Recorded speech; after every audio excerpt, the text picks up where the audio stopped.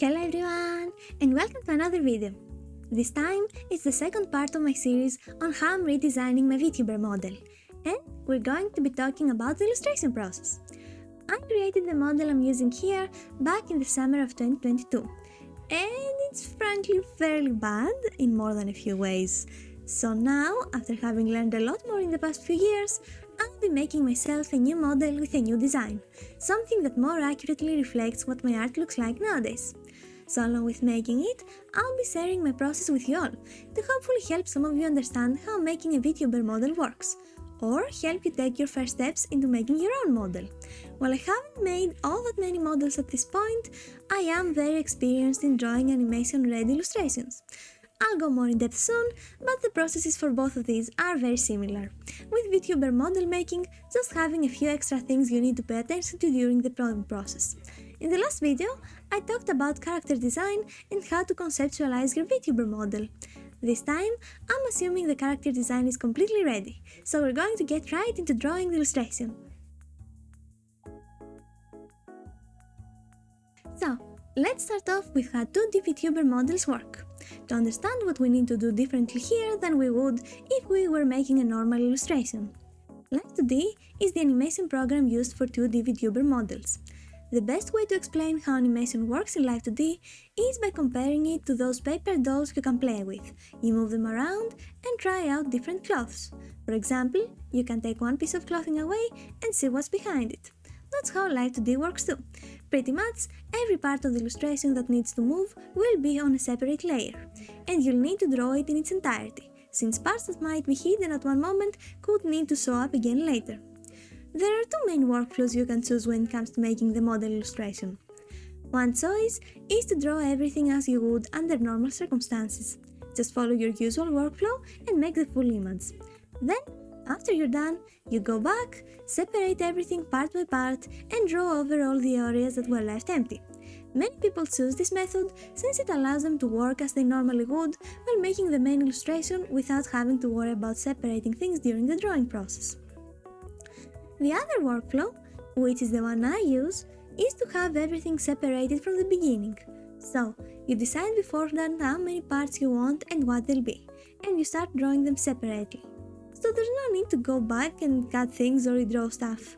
I prefer this method because it feels more organized, and I don't like having to carefully separate things later on. I'll go more in depth about my specific process soon, since while this is a basic workflow, all artists have their own preferences, tips, and tricks that make things a lot easier. Of course, you can always use a combination of both methods. For example, you might draw some things together, like all the skin or all the hair, with the major parts generally separated from each other and then separate them into smaller parts later on. But what you always have to keep in mind when making VTuber model illustrations is that all these layers will have to be animated, so you need to consider which parts will need animation and which won't. I recommend being open to communicating with the rigger later on if you're not rigging it yourself, since they can tell you if anything isn't working properly and whether you need to go back and fix something. But with that being said, let's check out my process for making my VTuber model illustration in detail, along with some useful tips and tricks. So first of all, you will need a fairly big canvas. I personally wouldn't go under 4000 pixels in height for a full body model. My model illustration here is nearly 9000 pixels actually. Then one important part is keeping it symmetrical. I work in Clip Studio Paint, so what you need to do is go to the rulers, find the symmetry ruler, and add it where you want the middle of your model to be. I personally put it in a folder in which I place all the other parts of the model. As long as it's open, the same thing will be drawn on each side. But pay attention, because if you erase, it will only be erased from one side. Whenever you want to draw non-symmetrical parts, you can right-click on your symmetry ruler in the Layers tab and temporarily close it. If the body parts aren't properly symmetrical, it can end up causing a lot of problems during the rigging, so don't forget to use symmetry ruler or similar tools if you're working in different software. Now that we're set up, let's work on our first draft.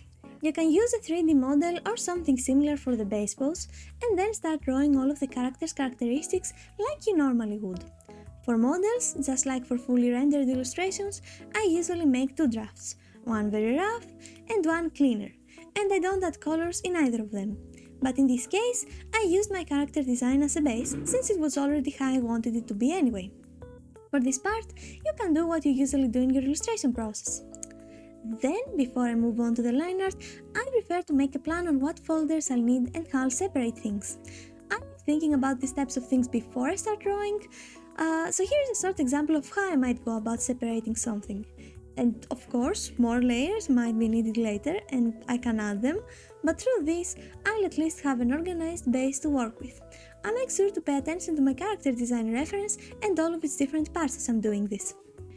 Now, since I have my drafts ready, I get to doing the line art. I usually work on one layer at a time, close everything else, and move from part to part like this.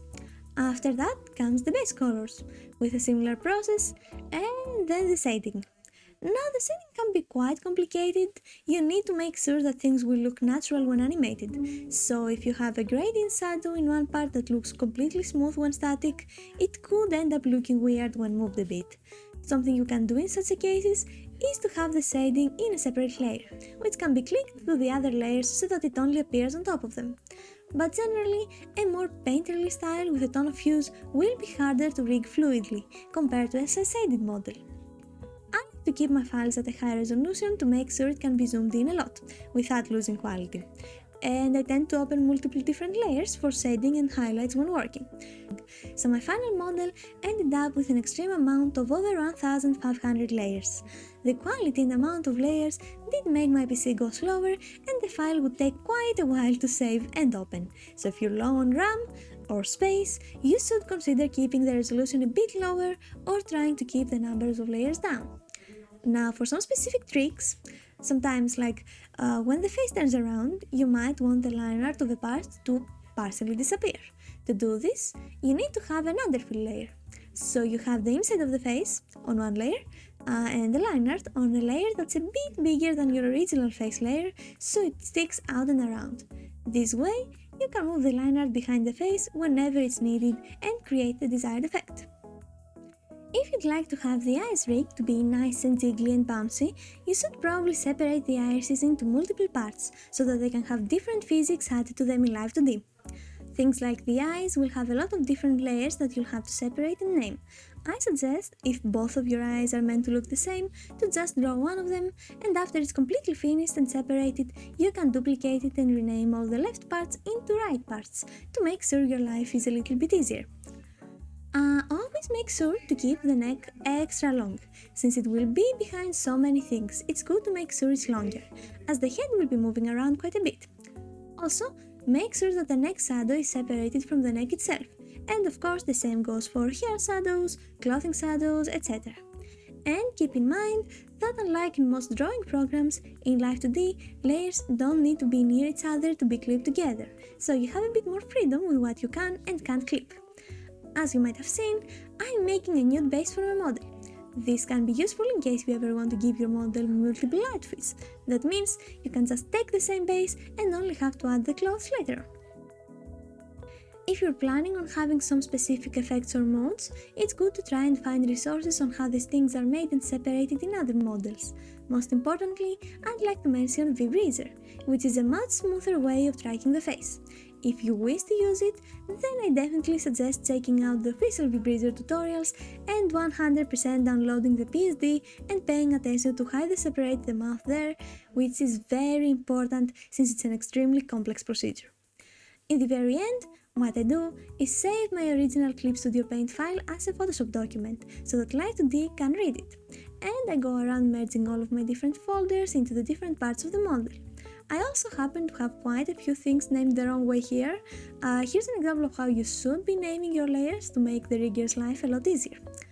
Also, keep in mind that the only layer modes that Live 2D supports are Multiply and Additive.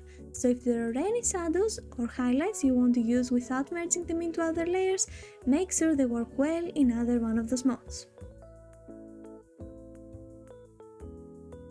I'm honestly so happy with how the final illustration came out looking. It's so much better than what I originally created back in 2022, and I just can't wait to see it animated. I really hope that all the tips and tricks I mentioned for the process in this video will be helpful to you when creating your own models. But Having said all that, after having both the design and the illustration done, the only thing remaining is the rigging. So please stick around, and if you'd like to see part 3 on rigging as soon as possible, you can subscribe to the channel and press that little bell over there. I'm really thankful that you decided to watch this video to the end and for supporting my work here. I really hope I can help lots of people out there, but I'm not the only one making tutorials, so you can check the Google Doc I made in the description, where I've linked a ton of epic resources that I found really helpful on design, on model illustrations, and on rigging. There are also a few guides on separation there with PSD files ready to help you if you need it. The next video I upload will most probably be the last part in the series, where I'll be rigging this model, and again, thank you so much for sticking around, and I hope to see you again next time. Bye bye!